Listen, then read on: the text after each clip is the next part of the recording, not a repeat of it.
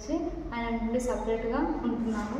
తర్వాత మా ఇంటికి వచ్చినప్పటి నుండి పాప 7 నెలలు ఉన్నప్పటి నుండి నేను టీచింగ్ చేస్తున్నాను. వర్క్ చేస్తూ ఇంట్లో వచ్చిన అమౌంట్ ఇంట్లో ఇవ్వకపోతే నన్ను కొట్టడం, నాకు టార్చర్ చేయడం, కానీ నాకు సరిగ్గా తిండి ఇప్పుడు ఇవ్వట్లేదు. మా పాపను మాత్రం చాలా హీనంగా చూస్తున్నారు. తల్లి ఉన్నా లేనట్టే అయిపోయింది. తండ్రి లేడు అని ఎన్నోసార్లు అని బాధ పెట్టిండు పాపని కూడా.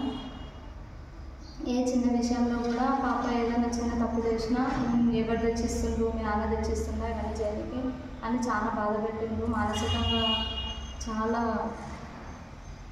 బాధ పెడుతున్నారు నన్ను, నా పాపని.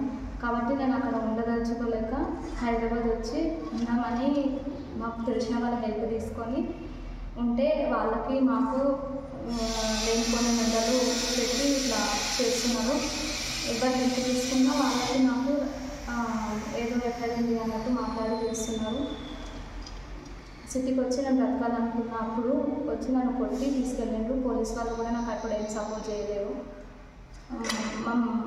నాకు తెలిసిన ఒక డిపార్ట్మెంట్ ఆయననే రౌడీ వాళ్ళని తీసుకొని వచ్చి మరీ కొట్టించి నా ఫొటోస్ తీసుకొని చేసి ఇబ్బంది పెట్టేస్తున్నాను చాలా. ఇంటికి తీసుకెళ్ళిన తర్వాత కూడా నాకు చాలా కొట్టి టార్చర్ చేసిండ్రు. ఇంట్లోకి వెళ్ళి బయటకు పోనీయకుండా పోలీస్కి ఫోన్ చేస్తానంటే ఫోన్ కూడా లాక్కున్నారు. 3 to 4 days నేను చాలా సఫర్ అయినా. హాస్పిటల్లో ట్రీట్మెంట్ తీసుకుంటూ ఉన్నా. నాకు ఎవ్వరు హెల్ప్ లేదు అసలు. అక్కడ ప్రొటెక్షన్ అనేది లేదు నాకు మా ఇంట్లో. నాకు నా పాపకైతే చాలా ఇబ్బంది పెడుతున్నారు.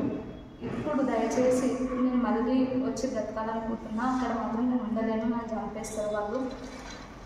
నేను సిటీకి వచ్చి బ్రతకాలనుకుంటున్నా. నా పాప ఉంది, నా పాపను మంచిగా చదివించుకోవాలి, దానికి ఒక మంచి జీవితాన్ని ఇవ్వాలని నేను అనుకుంటున్నాను. కాబట్టి ప్లీజ్ నాకు హెల్ప్ చేయండి.